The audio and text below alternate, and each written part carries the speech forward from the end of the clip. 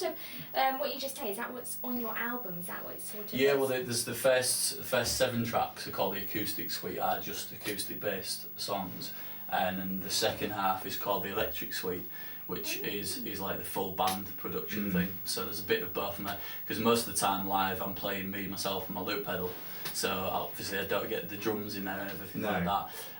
So that's why I've given that, because the last stuff that I released, it had the drums and everything like that, and if people after a gig walk away that CD, it's a bit different to what they've heard, so it was to have a bit of continuity with what I do live.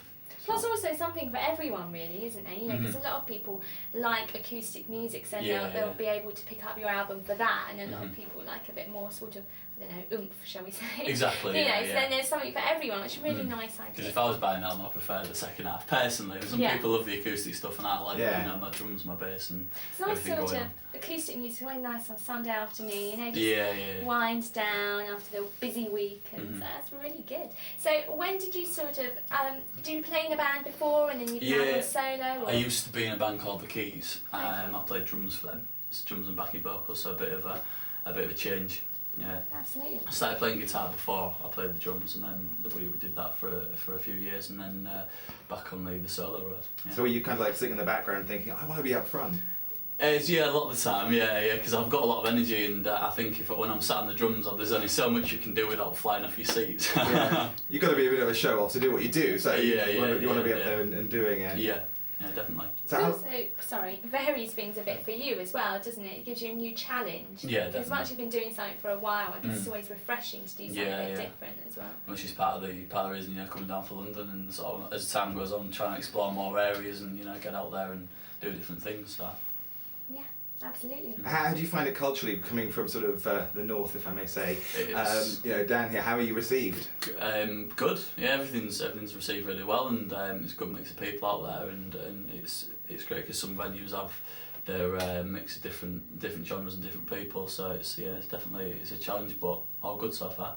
We're just saying hi to the guys back in the other studio. It's the strange thing about London is you can travel from Hull to Leeds in the same time as you can travel from North to South London.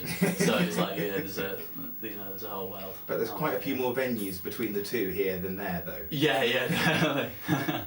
Speaking of gigs, have you got any coming up soon? I have. I've got doing a showcase I'm putting on with some other artists from Hull actually in Covent, in a venue near Covent Garden, Leicester Square, called the Long Acre on May the 9th. It's a free event.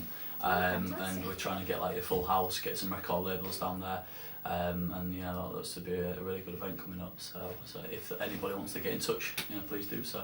Absolutely. As I mentioned, your MySpace page, your website earlier on. How are you finding that in terms of getting your fans keyed into what you're doing? Are you using the web much? You're really good, yeah. I mean, there's the people that are in touch through my website and my MySpace. It's alexstork.com, if you can get in touch through that, and also my YouTube, which I've just set up recently. Actually, I've been a bit behind on that, so I started adding live videos from my gigs, and also like videos from covers and things as well.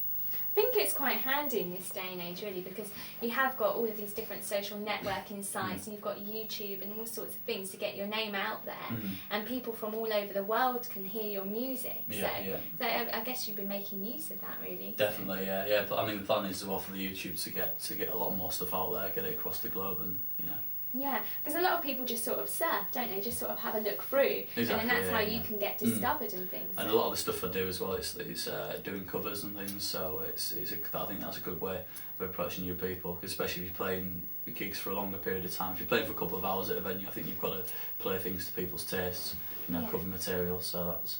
And how is it when you get home and you've watched yourself back maybe on the video of the gig, and you're wondering what the feedback's going to be like? And I guess in years gone by, you might be thinking, I've got to wait for reviews, or wait for a critic. But now everybody in the audience is on their phone. They're putting what they think on Facebook. You're getting that information faster. How does that make you feel? But if I'm not too drunk to watch it when I get back, it's always interesting. I'm usually quite happy with some stuff, and then there's always others that you just think, oh yeah, I could there's a mistake there. Or Do you get good criticism in terms of, it's like they're saying negative things, but it's good to hear because it helps you.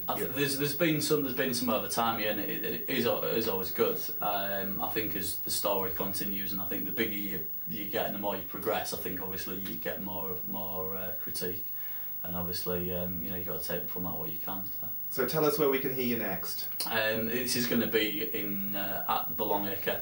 Yeah. Which is in between Leicester Square and Covent Garden on May the 9th. The night starts at 7 o'clock. And plug your website again. It's www.alexstork.com.